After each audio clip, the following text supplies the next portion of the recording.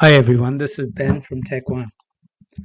We have an MTO report, a series of reports, and then we have a series of subfolders within the report. This is for a takeoff Verso Palace. And within each subfolder, you have, Verso Place full reports. That's building A. If you go to building B, same thing. You go to building C, same thing again. Now, the problem we face is with Excel.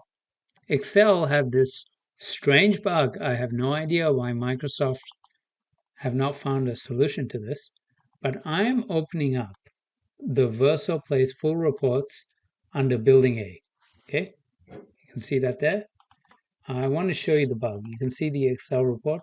Now I want to go to Building B and also open this up, and it should come up with an error. Is it opening up? There you go. Sorry, Excel can't open two workbooks with the same name at the same time, right? So this is extremely annoying for our client because our client wants to open up the full reports for all of the buildings, which is a big pain for him. So how do we solve that? Okay, the way we can solve it is using a tool from Microsoft.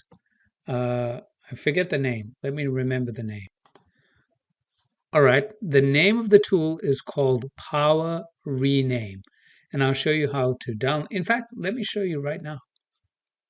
Okay, there's a whole suite of these type of power toys from Microsoft, right? And this is the GitHub page, and they have a whole bunch of them. They look very handy.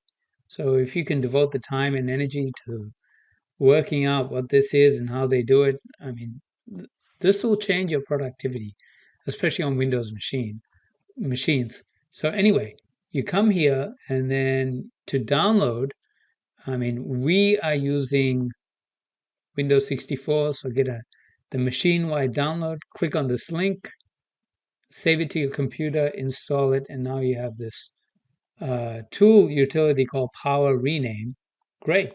So let us try and use it. So I'm going to select all the files here, right click, and rename with Power Rename. Okay? And we're under Building A, and we want to use regular expressions.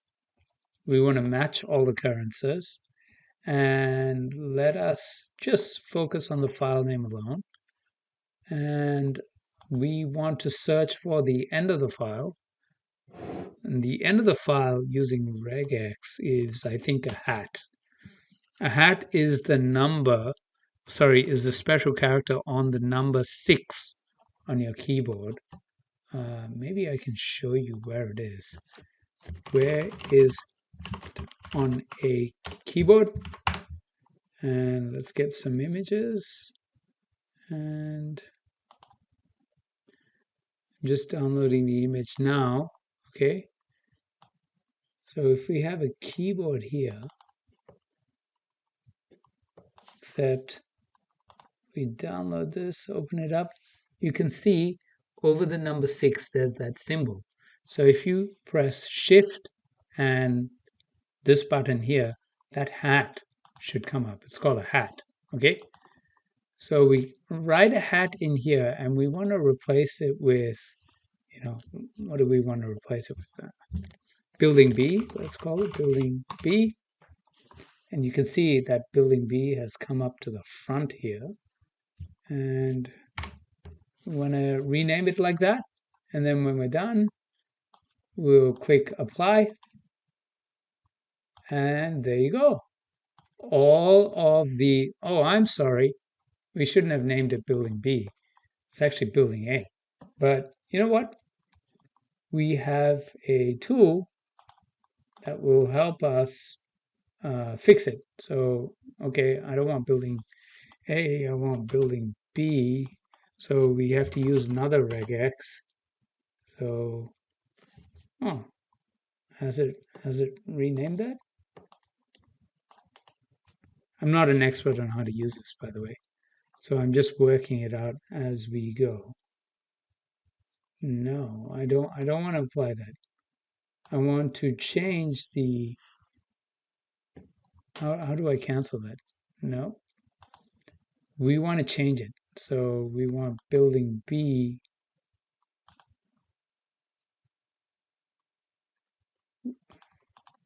Just bear with me.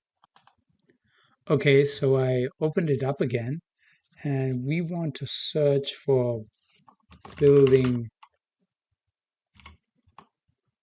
B, and we want to replace it with building A. Is that right? Yeah.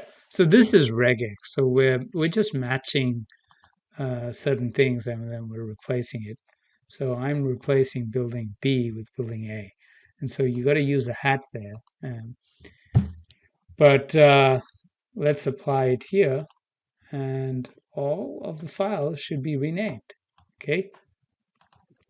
So that's how you use the tool, and we want to rename it appropriately for all of the files. So if we go to building B, you can see that they don't have a prefix. So we have to click here, then rename with power name. Let's do one more example. It's coming up with the old stuff. Fine. We want to capture the end of the file, this one, and we want to replace with building B. Yeah, sorry. Building B and hyphen. Building B versus place. So that's the original, that's the new. And notice here we use the hat, and this is the prefix. Apply. Bang, done. Your client will love you if you do this. Now, the final thing, if you really want to benefit your client, we need to provide a overall executive summary. And so executive summary meaning we want, see, if you look at the full reports here, enable editing, you have the total sum of all the buildings here. But what the client will want is a summary per building, which means you should do, if you can, building A. And then you write tonnages. And then you copy the tonnage. You got to be very careful here. You can't confuse the buildings or numbers. But if you copy it here, then that will make life a lot easier for the client. Then the client, all they need to do is apply their tonnage rate. So the client will have a tonnage rate. And then A, I'd have a building B here.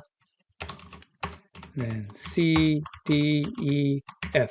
You might have, 5 different buildings, and tonnage is 1, 2, 3, 4, 5, 6.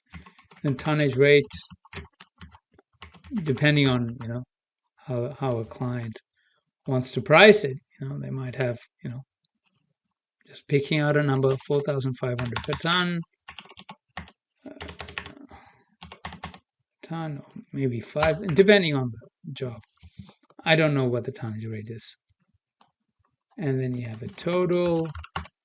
So let the client, make it easy for the client to calculate this. So the client can now calculate the total, right? And you put a currency. So your job is to fill out this component here. Okay. So once the client sees that, then they can themselves go to the individual files to verify. And if you really want to be special, you can create the formulas as well so that the client can check it. But it has to be right. Okay? So what have I told you? I've told you 2 separate things. The first is how to rename the files, using power, that utility. And the second is the concept of having an executive summary. Okay, thank you for watching. I hope you learned something.